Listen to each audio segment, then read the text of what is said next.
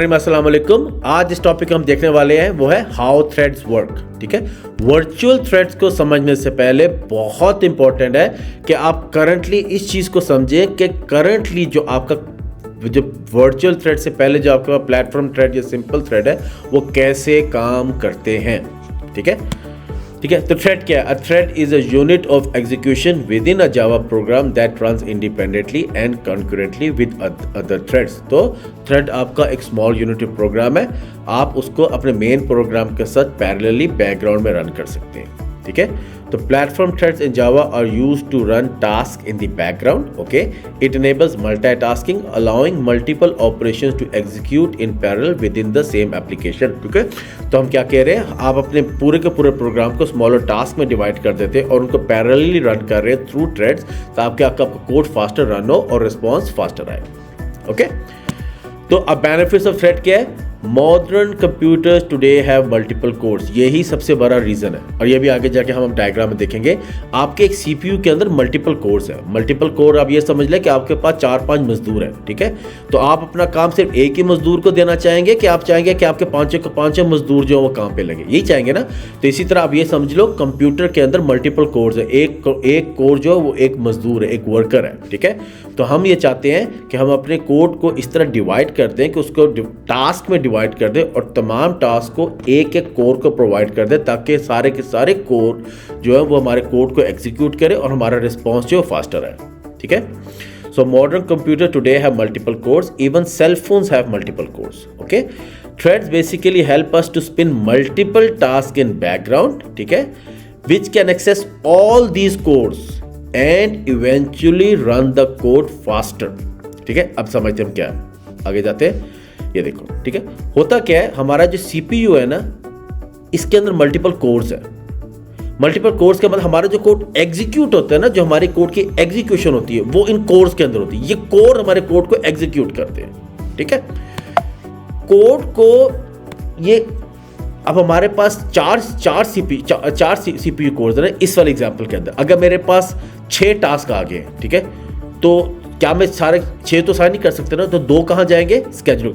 तो हमारे पास एक रन क्यू होती है। ठीक है, जो भी टास्क होते हैं ना वो इस क्यू के अंदर जाते हैं और जैसे जैसे ये फारिग ये एम्प्टी होता है, ये अवेलेबल होता है, तो साथ साथ स्केड्यूलर जो है वो उसको क्यू में से निकाल के इसको प्रोवाइड करते जाते हैं। क्यू मतलब फर्स्ट इन फर्स्ट आउट, जो पहले टास्क आएगा वो पहले प्रोसेस होगा। ठीक है, अब हम लोगों ने क्या देखा, हमारे पास सीपीयू है, सीपीयू के अंदर कोर्स है, कोर्स के अंदर कोड एग्जीक्यूट होता है। ठीक है, इसको कोड मिलता कहां से? इस स्केड्यूलर के अंदर। इसके अंदर एक क्यू है, उस क्यू में first in first out base के ऊपर जो पहले टास्क आया वो पहले जो भी सीपीयू कोर अवेलेबल होगा उसको असाइन कर देगा। ठीक है, अब इस स्केड्यूलर को टास्क असाइन कौन करेगा? ठीक है, वो है हमारे कर्नल थ्रेड्स। ठीक है, तो कर्नल थ्रेड्स क्या है? कर्नल थ्रेड जो ऑपरेटिंग सिस्टम लेवल के थ्रेड्स हैं। ठीक है, इनका काम ये है कि ये टास्क को स्केड्यूलर के थ्रू सीपीयू कोर को हैंड ओवर करें। ठीक है, अभी तक हमने क्या देखा, हमारे पे सीपीयू कोर है, सीपीयू कोर को टास्क असाइन किस स्केड्यूलर के थ्रू होता है और स्केड्यूलर के अंदर टास्क को डालता कौन है? वो है कर्नल थ्रेड, जो कि ऑपरेटिंग सिस्टम लेवल के थ्रेड्स हैं। ठीक है, जो हम अपने अच्छा, ये जो थ्रेड्स होते हैं ना, ये बड़े एक्सपेंसिव रिसोर्स होते हैं। ठीक है, जो डिफॉल्ट साइज है ना इसका थ्रेड का, वो है 1 MB से 1.2 MB। ठीक है, तो अगर उस हिसाब से हम देखें ना, तो हमारे 1 GB के मेमोरी के अंदर मैक्सिमम सिर्फ 1000 थ्रेड्स बनेंगे और मिलियंस ऑफ यूजर्स की अगर एप्लीकेशन है तो 1000 थ्रेड्स कुछ भी नहीं है अगर हम उसको एफिशिएंटली यूटिलाइज नहीं कर रहे। ठीक है, तो लेकिन 4096 के मैंने कैसे किया कि आपके पास एक्सेस का पैरामीटर होता है JVM का, आप उसके थ्रू एक थ्रेड की जो मेमोरी है उसको 256 KB पर भी सेट कर सकते हैं। ये इतनी मेमोरी काफ़ी होती है। ठीक है, तो अगर आप 256 KB पे उसको ट्वीक कर देते हैं ना, तो फिर आपके 1 GB मेमोरी के अंदर मैक्सिमम 4096 थ्रेड्स आप क्रिएट कर सकते हैं। बात समझ में आ रही है ना? तो क्या हुआ, हमारे सीपीयू कोर है। ठीक है, सीपीयू कोर को टास्क असाइन कौन करता है? Through scheduler. स्केड्यूलर के अंदर हमारे टास्क कौन डालता है? वो है कर्नल थ्रेड। ठीक है, जो कि ऑपरेटिंग सिस्टम लेवल का थ्रेड है। ठीक है, अब इसके ऊपर क्या होता है, हम जो भी थ्रेड क्रिएट करते हैं ना जावा एप्लीकेशन के अंदर, वो उनको बोलते हैं प्लेटफॉर्म थ्रेड। वो रिजाइड करते हैं JVM के अंदर। बात समझ में आ रही है? जैसे ही हम थ्रेड को स्टार्ट करते हैं ना, ये जो प्लेटफॉर्म थ्रेड है ना, इसकी 1-on-1 मैपिंग हो जाती है ऑपरेटिंग सिस्टम थ्रेड के साथ, ठीक है, इस कर्नल थ्रेड के साथ, ठीक है।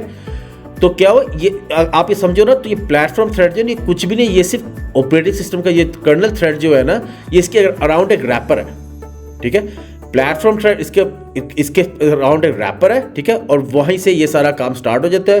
प्लेटफॉर्म थ्रेड स्टार्ट हुआ, इसने ऑपरेटिंग सिस्टम के थ्रेड को ऑक्यूपाई कर लिया, ठीक है। ऑपरेटिंग सिस्टम के थ्रेड ने आपके टास्क को इस स्केड्यूलर को प्रोवाइड किया, इसके इस क्यू के अंदर डाला, क्यू में जैसे CPU अगर नेक्स्ट अवेलेबल हुआ तो उसने इसको हैंड ओवर कर दिया, ठीक है। कोड एग्जीक्यूट हुआ, ठीक है, जैसे कोड एग्जीक्यूट हुआ तो ये वापस आएगा, ठीक है। स्केड्यूलर की जो ऑपरेटिंग सिस्टम का जो थ्रेड है ये रिलीज हो जाएगा और प्लेटफॉर्म थ्रेड का जो थ्रेड है वो रिमूव हो जाएगा, ठीक है।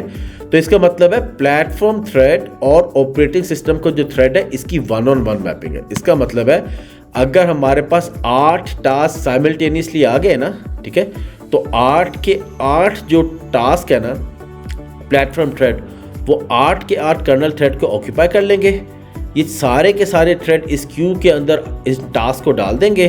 हमारे पास 4 CPU कोर है, एक टाइम पे 4 एग्जीक्यूट हो सकते हैं, ऐसे ही है ना, ऐसे ही है ना। 4 हमारे पास 8 टास्क आ गए, 4, तो जैसे 4 फिनिश होंगे, जो एक फिनिश होता जाएगा तो वो उसको रिस्पॉन्स रिटर्न करेगा, ऑपरेटिंग सिस्टम का जो थ्रेड है वो रिलीज हो जाएगा और जो प्लेटफॉर्म का थ्रेड है वो खत्म हो जाएगा, ठीक है। होपफुली आपको समझ आ गई होगी। इसे अगर आपको समझ नहीं है तो इस वीडियो को जाके दोबारा देखें एक दफ़ा।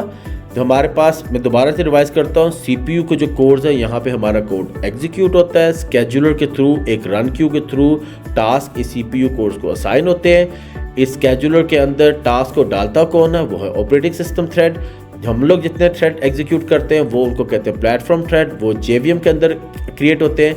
हर प्लेटफॉर्म थ्रेड की कर्नल थ्रेड के साथ 1-on-1 मैपिंग है, ठीक है। तो हम लोगों के अभी तक जावा थ्रेड के अंदर उतने ही थ्रेड एग्जीक्यूट हो सकते हैं जितने कर्नल थ्रेड हम क्रिएट कर सकते हैं, ठीक है।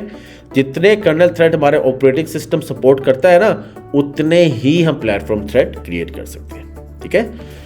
ये अभी तक आपके समझने के लिए था कि प्लेटफॉर्म थ्रेड काम किस तरह करते हैं।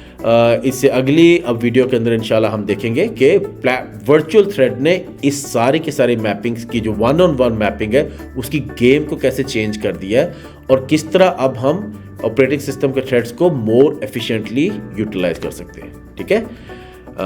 अगर आपको वीडियो पसंद आई है तो प्लीज़ मेरे चैनल को सब्सक्राइब करें, बेल आइकन को क्लिक करें और लाइक करना और कमेंट करना ना भूलिएगा। Take care of yourself. अल्लाह हाफिज़।